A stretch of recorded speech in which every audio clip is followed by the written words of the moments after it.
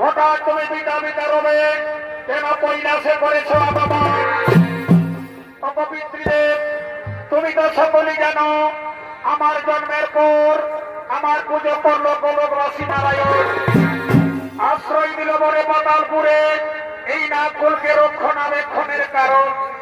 পিতা গো, আমি নাগের সমাজে পেলাম পূজা, কিন্তু হে পিতা শুম্ভনি শুম্ভনি ধনকালে মাতা গৌরী আমায় কালী রূপ ধারণ করে তাড়িয়ে দিল এই মর্তধামে। এই মর্তধামের মানবকেও আমার পুজো করতে চাইছে না। বলো পিতা, আমি মর্তধামে পুজো পাবো কি পাবো না পিতা? শোনো মা বদ্দা, তুমি এক কাজ করো মা, তুমি চলে যাও মা পরমকর্তা বিষ্ণু দেবতার কাছে। বিষ্ণু দেবের কাছে গেলে অবশ্যই তোমায় পথ বুঝিয়ে বলবে। বিষ্ণু বলো মা বদ্দা, তুমি তোমার মনের কথা আমার কাছে খুলে বলো। বিষ্ণুদেব, এই মর্তধামের মানবকে আমার পুজো করতে চাইছে না। আমি দেবকন্যা, আমি ধরা বয়সের নন্দিনী, আমি মর্তধামে পুজো পাবো কি পাবো না? শোনো মা পদ্মা, এই মর্তধামে দেবী বলে স্বীকৃতি পেতে হলে তোমাকে একটি কঠিন পরীক্ষা দিতে হবে মা। আমায় আপনি আমার যা পরীক্ষা নেবেন নিন, কিন্তু কৃপা করে আমায় বলুন প্রভু, আমি কোন পরীক্ষা দিলে পরে এই মর্তধামে মানবের হাতে পুজো পাবো? শোনো মা পদ্মা, এই মর্তধামে দেবী বলে স্বীকৃতি যদি তুমি পেতে যাও, তাহলে তোমাকে একটি জীবন কল্যাণ যজ্ঞ করতে হবে মা। তোমাকে একটি জীবন কল্যাণ যজ্ঞ করতে হবে। অবশ্যই জীবন কল্যাণ যজ্ঞ করব, কিন্তু কৃপা করে আমায় বলুন প্রভু আমি কেমন করে জীবন কল্যাণ যজ্ঞ করব, কিবা কিবা বস্তু প্রয়োজন হবে তাকে সোনামা পদ্মা তোমার জীবন কল্যাণ যজ্ঞে প্রয়োজন হবে আতা বচুয়া চন্দন স্বর্ণচাপা ফুল তপ্ত রক্ত প্রদান করতে হবে যজ্ঞ কুণ্ডে, তাহলেই তোমার জীবন কল্যাণ যজ্ঞ হবে। আমি তারা হয় করব, কিন্তু প্রভু আমি স্বর্ণচাপা ফুল কোথায় পাবো? সোনামা পদ্মা তুমি স্বর্ণচাপা ফুল পাবে সুবল পর্বতে। তোমরা দুই বোন মিলে সুবল পর্বত হতে স্বর্ণচাপা ফুল নিয়ে এসো মা। আমি মহামণি নারদকে বলে দিচ্ছি তোমার জীবন কল্যাণ যজ্ঞের জন্য যেন সমস্ত দেবতা গণের আমন্ত্রণ বার্তা পাঠিয়ে দেয়, আমন্ত্রণ বার্তা পাঠিয়ে দেয়।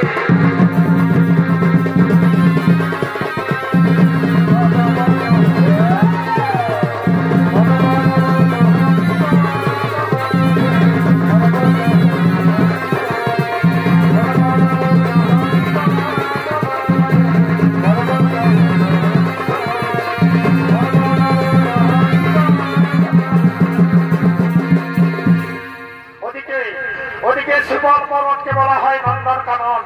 নন্দনকাননে প্রভু নারায়ণ বিচরণ করে বেড়ান, তাই নারায়ণের প্রধান সেনাপতি গরুর পক্ষী তার রক্ষী হয়ে আগমন করছে।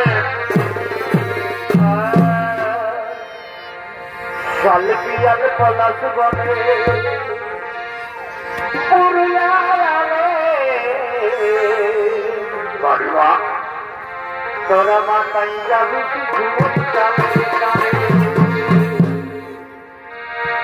চরিতাই গেলে রে এই সবু কুসুমাবি রে এগো মাতাই যাবি বাবুর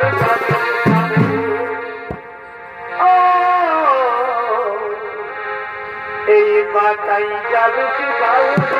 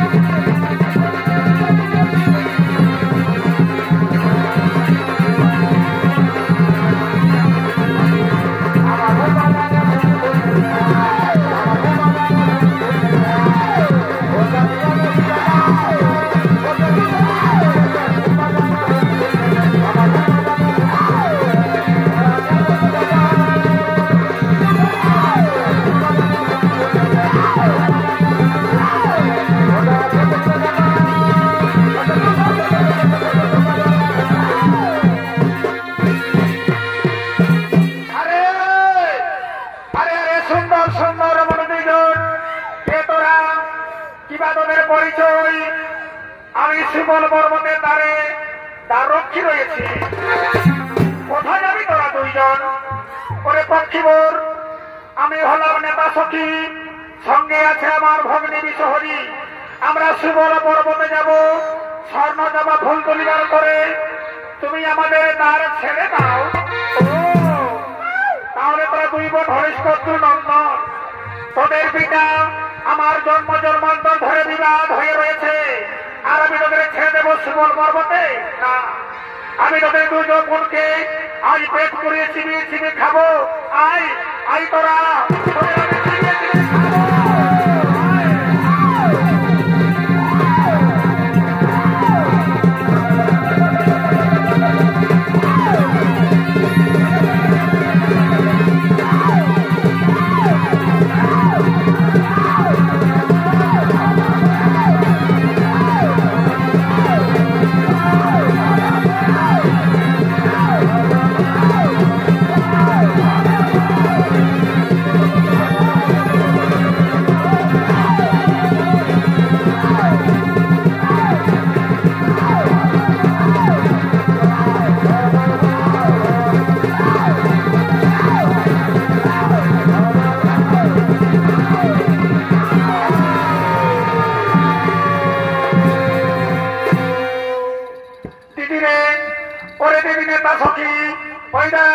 আমি গরু পক্ষীকে দংশন করেছি, সে অজ্ঞান হয়ে মাটিতে পড়েছে।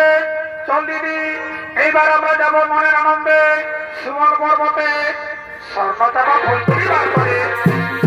হ্যাঁ রে বোন, হ্যাঁ রে বোন, তুই ঠিক কথাই বলেছিস। দেখছিস না রে কত সুন্দর সুন্দর সারি সারি স্বর্ণচাপা ফুল রয়েছে। চল রে বোন, আমরা স্বর্ণচাপা ফুল নিয়ে যাবো। চল, তোর দেরি করবে। এই স্বর্ণচাপা ফুল গো দিদি, এই স্বর্ণচাপা ফুল গো দিদি, কত সুন্দর ধারে ধারে সাজা। আর মনের মানুষের শোনে আমার কবে হবে দেখা দিদি, আমার কবে হবে দেখা।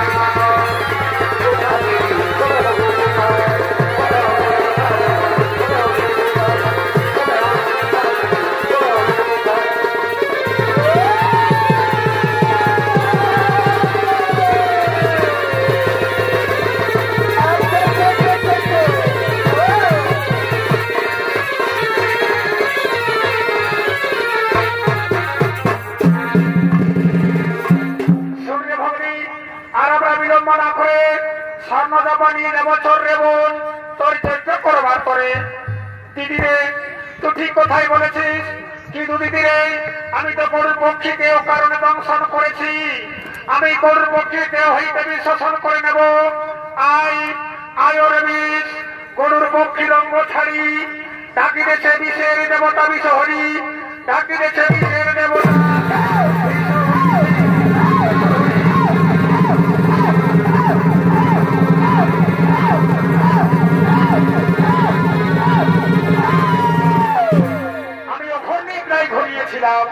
কিন্তু কথা গেল সেই নারী দুইজন সুবল পর্বতে যায়নি তো। দেখি দেখি নারী দুজন কোথায় গেল।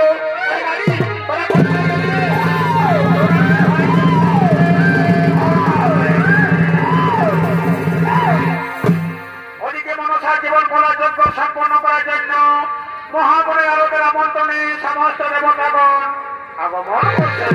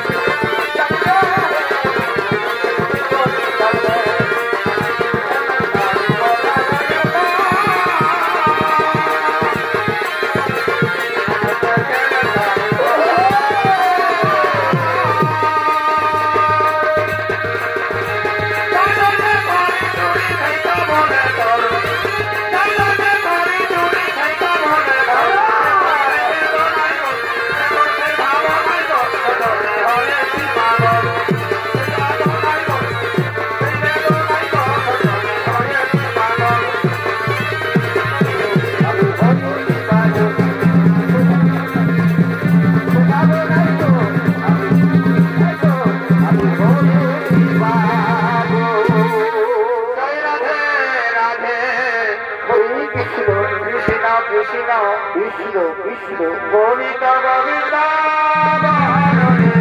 নারায়ণ নারায়ণ কৃষ্ণের নামে বদনে লইয়া হরে কৃষ্ণ শ্রীকৃষ্ণের নামে হরে বদনে লইয়া আনন্দ নিয়ে সবাই আসরে জয় রাধে রাধে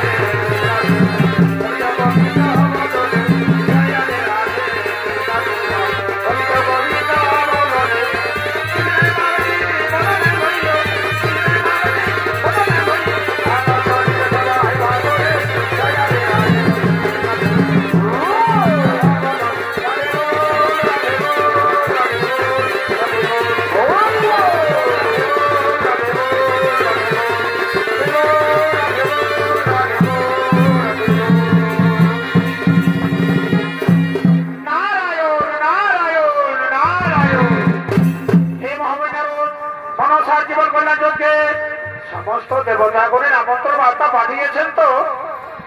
হে প্রভু, আমি হরিপ্রমাণ করতে করতে আমি ত্রিভুবনে আমন্ত্রণ বার্তা পাঠিয়ে দিয়েছি। হে মহাময় নারদ, তাহলে এখন মনসা জীবন কল্যাণ যজ্ঞের উপকরণ নিয়ে এলো না কেন?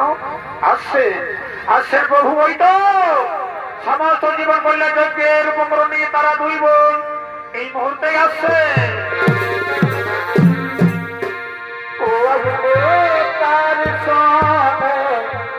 চলের বাবলতা চলের বাবু দেখি গোতলে আসবে তার চলের বাবু চলের বাবু দেখি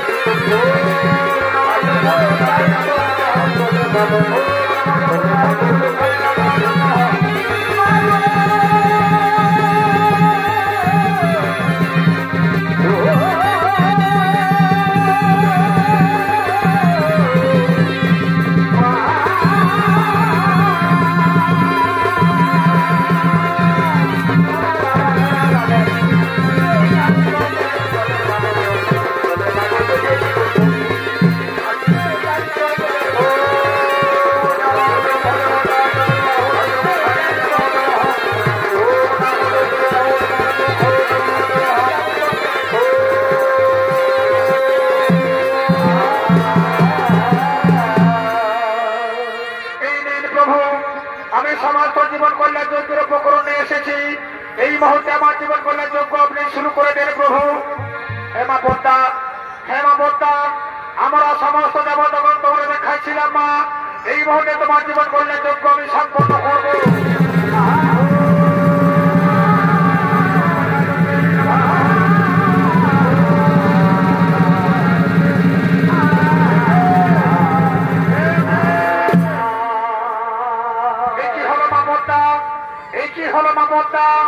তোমার জীবন কল্যাণ যজ্ঞ সম্পন্ন হচ্ছে না মা, তবে কি কোনো বস্তু বাকি আছে? সঙ্গে সঙ্গে বিষ্ণুদেব বলছেন, হ্যাঁ বদ্দা, আমি তোমায় বলেছিলাম মা, তোমার জীবন কল্যাণ যজ্ঞে তত্ত্ব রক্ত প্রদান করতে হবে। আমি অবশ্যই তা করিব পূর্ণ। আমি এই মুহূর্তে আমার এই বক্ষ চিরে আমি রক্ত দেব জীবন কল্যাণ যজ্ঞে।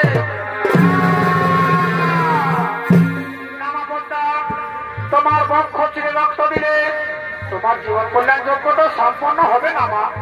তবে তাহলে আমায় কৃপা করে বলুন, আমি কোন রক্ত দিয়ে আমি আমার জীবন কল্যাণ যজ্ঞ সম্পন্ন করব?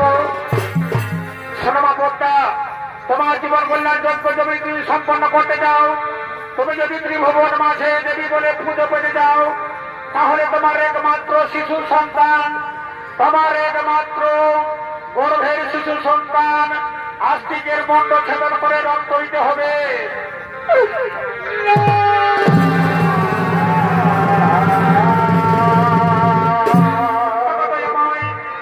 একই কথা শোনালেন প্রভু, আমার গর্ভের সন্তান শিশুকে আমার দেহে রক্ত দিয়ে আমি জীবন কল্যাণ যজ্ঞ করতে আমি পারবো না প্রভু, আমি পারবো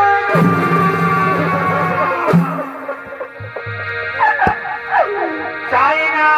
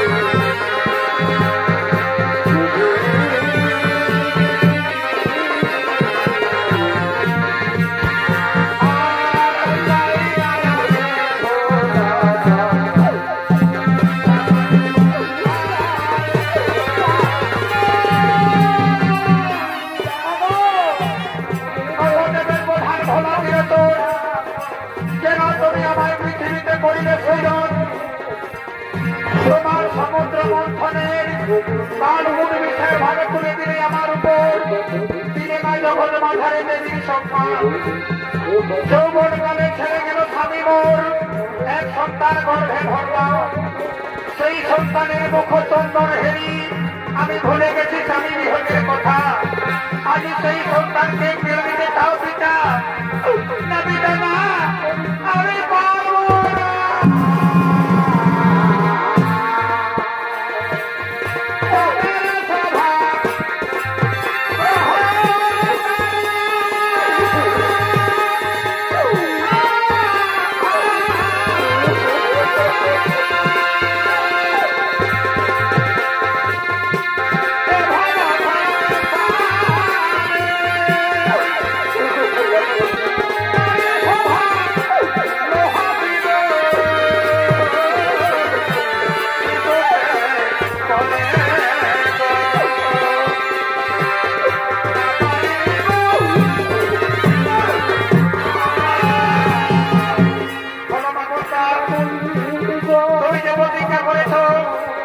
তোমার সন্তানের মুন্ড ছেদন করে রক্ত দিতে পারবে কি পারবে না মা?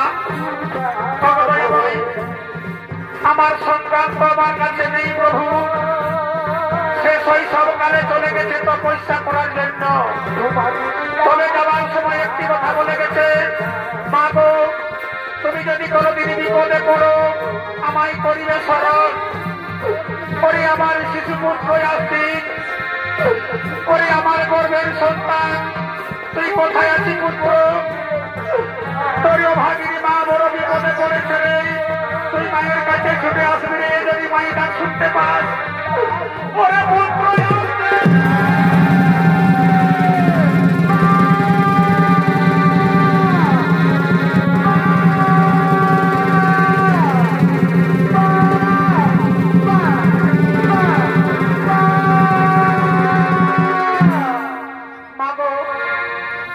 আমি তো তপস্যায় রত ছিলাম মা হঠাৎ করে শুনতে পাই বর কন্যাতনাথ আস্তিক আস্তিক বলে ডেকেছ বলো মা তুমি আমায় অসময়ে কেন করেছ স্মরণ এসেছিস পরিমাণিক আমার এই অভাগিনী মায়ের ডাকে তুই মায়ের কাছে ছুটে এসেছিস ওরে পুত্র আজ আমি যে কঠিন পরীক্ষায় পড়েছি আমি জীবন কল্যাণ যজ্ঞ করবো বলে আমি মতধামে দেবী বলে পুজো পাবো বলে আমি যে তোর জীবনকে বাঁচিয়ে রেখেছি পুত্র তোর দেহে রক্ত দিয়ে আমার জীবন কল্যাণ যোগ্য হবে আমি পৃথিবীতে দেবী বলে পুজো পাবো ওরে পুত্র তুই বল না রে আমি কেমন করে তোর দেহে রক্ত দেবো আমি পারবো না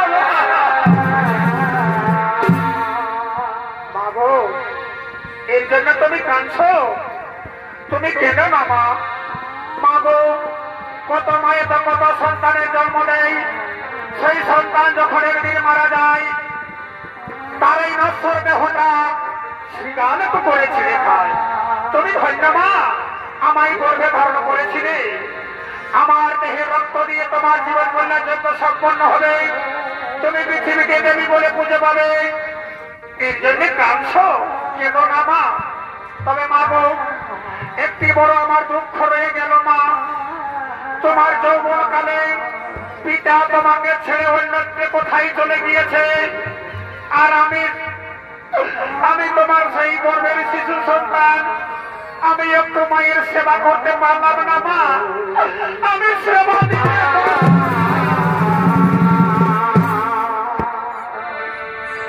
আমার মনে রয়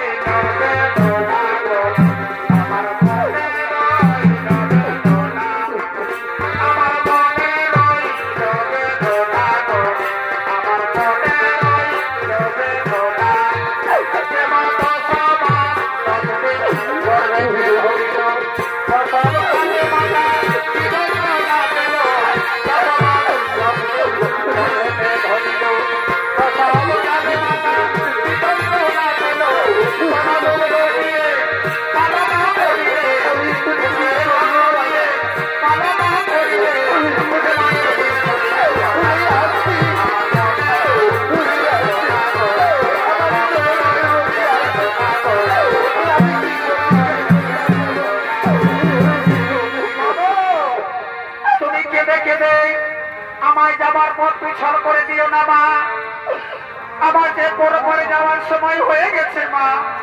কি বলি পুত্র, যে সন্তানকে 10 মাস 10 দিন গর্ভে ধরেছি, কত কষ্ট করে লালন পালন করে বড় করলাম, আর সেই সন্তান পৃথিবী থেকে চলে যাবে। ওরে পুত্র, কোন মা কি চুপ করে থাকতে পারে?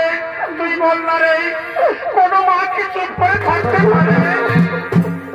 হ্যাঁ মা, জানি না পৃথিবী যদি সবাই ভুলে যায়, গর্ভধারিণী মা কোনদিন সন্তানকে তার ভুলতে পারে না মা, সন্তানকে তার ভুলতে পারে না। ওরে মায়ের কাঁদন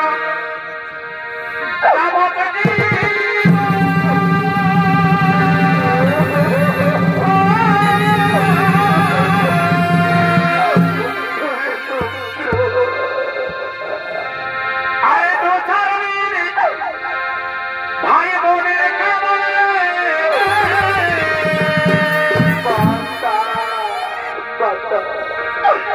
এই ঘরের পরিবারের কাঁদন তুই আগে দিনে ভয় থাকে না।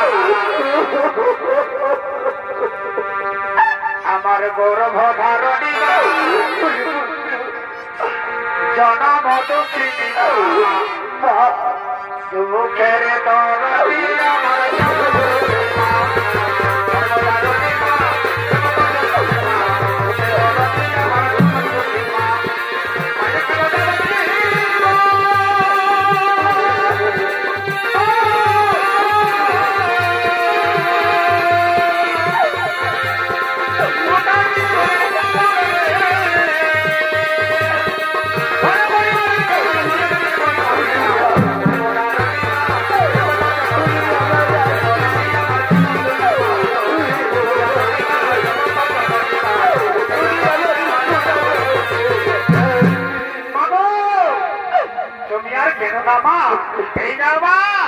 আমি নিজ হাতে তোমার হাতে অস্ত্র করে দিচ্ছি। এই অস্ত্র দিয়ে আমার মুন্ড ছেদন করে তোমার জীবন কল্যাণ যোগ্য তুমি সম্পন্ন করো মা। করে পুত্র, এ তুই কি করলি বাবা? নিজের জীবন শেষ করতে তুই মায়ের হাতে অস্ত্র তুলে দিলি। করে এই পৃথিবীর নারী জাতি আমাকে কি বলবে? আমি মা নই, আমি মা নামের বিশ্বাসী। তবে না, আমি যখন প্রতিজ্ঞা দেবতাদের নিকটে তখন রক্তদান সন্তানের এই তো আমার দিকে রক্ত চাইছে, আমার হাত নিজ হস্তে আমার সন্তানকে আমি করলাম।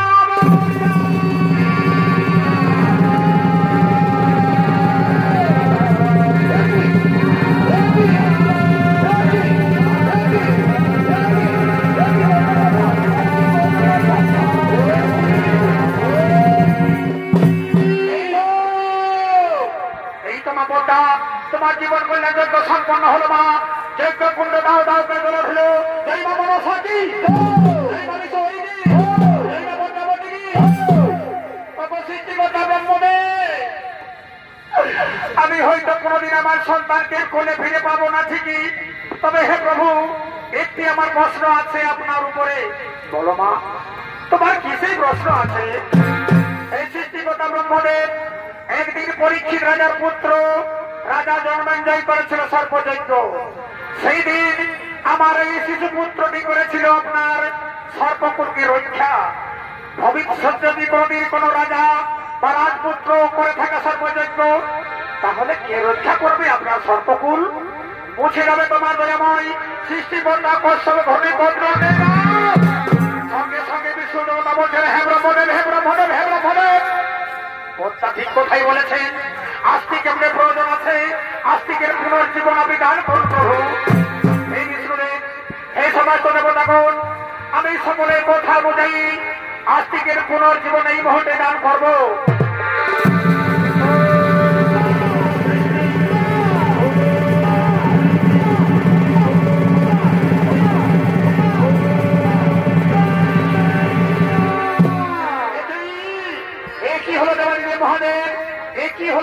মহাদেব, যজ্ঞ কুণ্ড হতে হঠাৎ করে বৃক্ষের জন্ম হলো।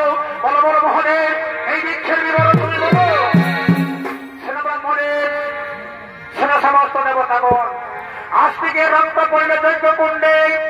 আজ থেকে রক্ত হতে জন্ম হলো এই বৃক্ষে, সাপের ফোনার মতো হতো পাতা, তৃণয়ানন্দে কাটা, সারা অঙ্গে দুগ্ধে ভরা।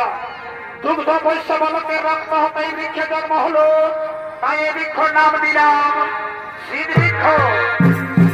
মনসা যেদিন মর্তধামে মানবের হাতে পুজো পাবে, সেই দিন এই সিদ্ধ বৃক্ষ পাবে তার সঙ্গে পূজা।